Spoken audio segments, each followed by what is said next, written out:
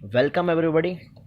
Here we discuss about the exercise 1.2 and mathematics for standard 9.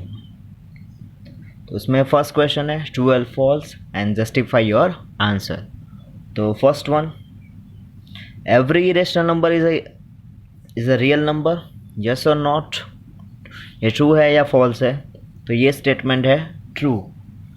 Every irrational number is a real number. क्यों? क्योंकि हमने देखा था भाई कि रियल नंबर्स है उसमें ऑल टाइप ऑफ नंबर आ जाएंगे, रेशनल नंबर भी आएंगे और इरेशनल नंबर भी आएंगे. तो क्या होगा? ये स्टेटमेंट ट्रू होगा. तो every irrational number is a real number. तो ये स्टेटमेंट आपका हो जाएगा true.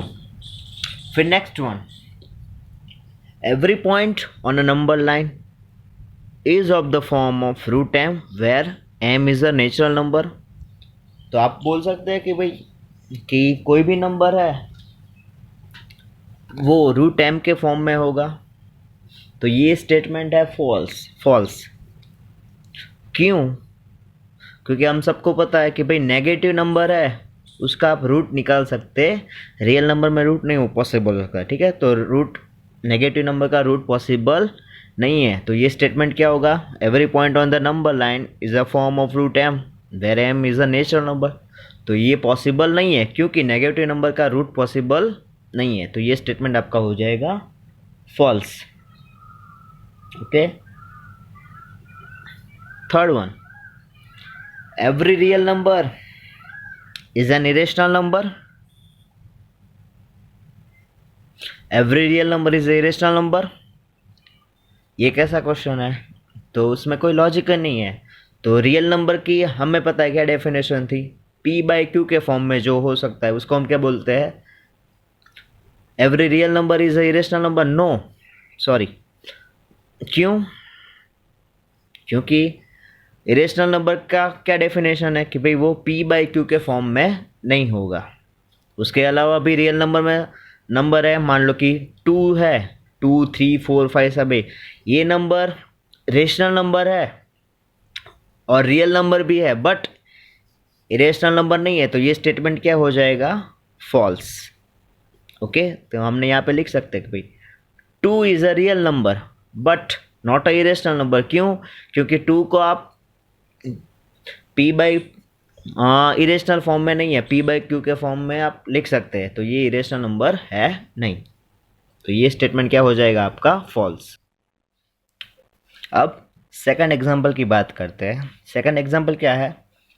Are the square root of all positive integer irrational? If not, give an example square root of number that is a rational number. तो हमें क्या बोला है कि भाई कोई भी नंबर है जो आपको रूट के फॉर्म में दिया है वो इरेशनली होता है या रेशनल पॉसिबल है.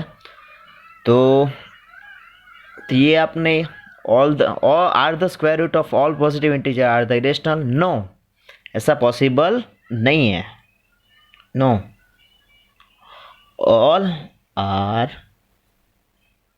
Not irrational. इसका मैं एग्जांपल दे सकता हूँ. तो आप बहुत सारे एग्जांपल है. रूट 4, तो ये रूट वाले फॉर्म में आ गया. तो रूट 4 का हमें पता है क्या रूट होगा? 2. तो ये 2 है तो वो रेशनल नंबर, इरेशनल नंबर नहीं है. वो कौन सा नंबर है? Rational number. ठीक है. उसके अलावा रूट 9, तो उसका भी क्या हो जाएगा? 3. वो भी कौन सा नंबर है? Rational number.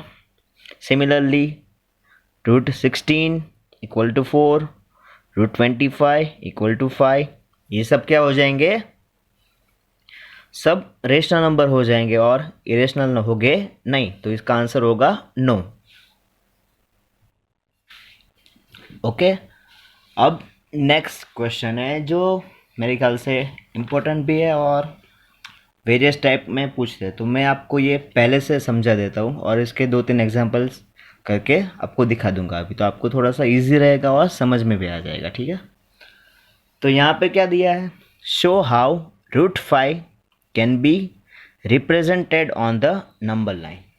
तो उसमें आप क्या करोगे? तो हमें यहाँ पे क्या फाइंड करना है? पहले ये बात याद रखो कि भाई रूट 5 दिया है तो हमें उससे नज़दीक का क्या उससे लेस, ठीक है, सबसे परफेक्ट स्क्वायर वो हमें फाइंड करना है। तो √5 के आगे वाला परफेक्ट स्क्वायर कौन सा होगा, तो हमें सबको पता है √5 के आगे वाला परफेक्ट स्क्वायर कौन सा होगा, 2 लेस देन √5 एंड √3। तो हमें पता है कि भाई √5 कहाँ पे आएगा, 2 और 3 के बीच में। तो यहाँ पे मैं सॉरी आप सबको माफ़ी मांगना चाहता हूँ क्योंकि मैं पेन का यूज़ कर रहा हूँ। बेसिकली आप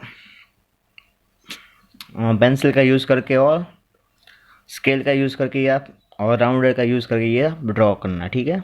तो मैं आपको समझाता हूँ।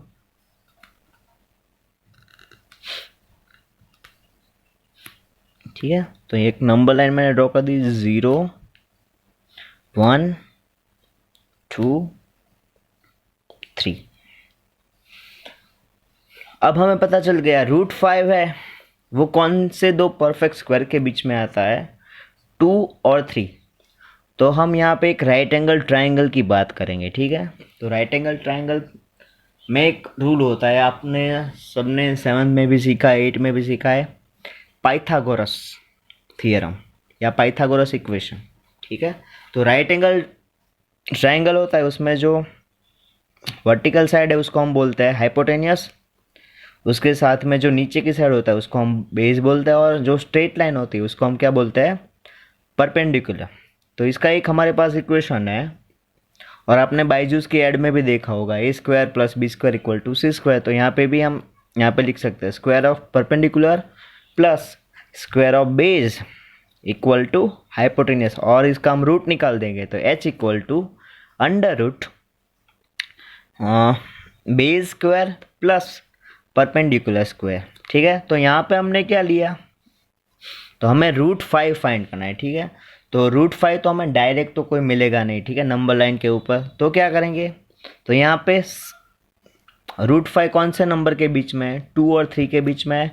तो बेस में ले लेते हैं, यहाँ पे हम लेते हैं 2, और हमें पता है कि भाई आपने नहीं पता होगा तो हम यहाँ पे 1 सेंटीमीटर की एक स्ट्रेट लाइन ड्रॉ करेंगे, ठीक है। तो यहाँ पे हमेशा आपकी स्ट्रेट लाइन क्या कौन से सेंटीमीटर की होगी, 1 सेंटीमीटर की ही होगी, ठीक है।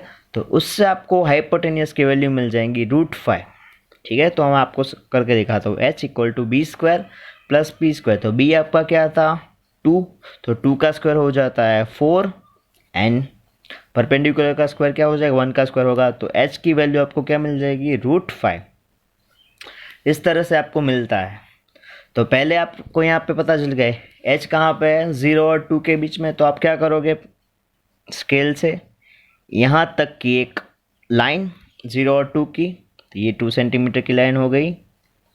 फिर क्या करना है, हमें 1 सेंटीमीटर की स्ट्रेट लाइन या परपेंडिकुलर ड्रॉ करना है। तो क्या हो जाएगा, यहाँ पे 1 सेंटीमीटर का हमने ड्रॉ किया परपेंडिकुलर, और सेंट ओरिजिन और ये परपेंडिकुलर को टॉप को हम ज्वाइन कर दोगे, तो ये हमें जो लेंथ मिलेंगी O और P की, इसको नाम दे दिया OP और यहाँ पे दे देता हूँ B, ठीक है।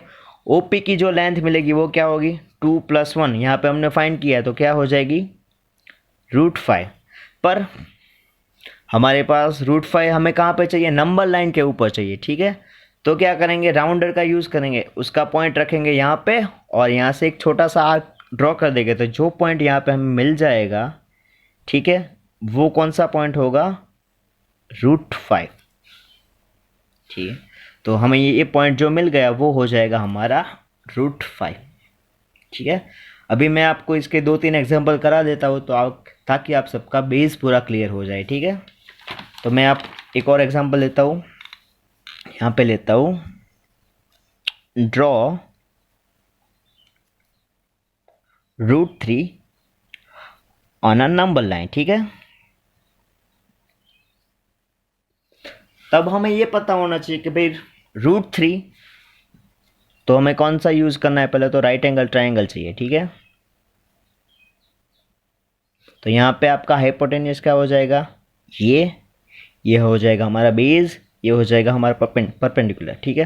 तो √3 कौन से दो परफेक्ट स्क्वायर के बीच में है, 1 और 2। तो हमें क्या करना है, जो स्मॉलर वाला है उसको यहाँ पे लिख लो 1, और परपेंडिकुलर हमेशा हमारा क्या रहेगा 1। आगे हमने इक्वेशन देखा था h equal to under root B square plus P square, ठीक है। तो h इक्वल टू आपको मिल जाएगा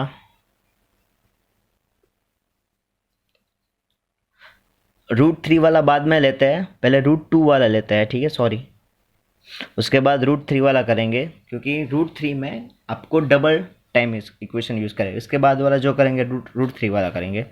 तो ये आपका हो जाएगा B square plus P square, तो ये आपका हो जाएगा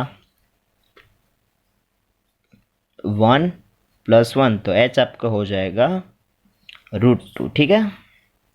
अब क्या करेंगे, कुछ नहीं, सिंपल सा है, एक लाइन ड्रॉ कर दो, नंबर लाइन, ठीक है, उसको पॉइंट दे दो 0 1 2 3, जो स्मॉलर वाला था वहाँ तक का एक स्केल कर लो 1 सेंटीमीटर, ये आपको मिल गया √2, ओके।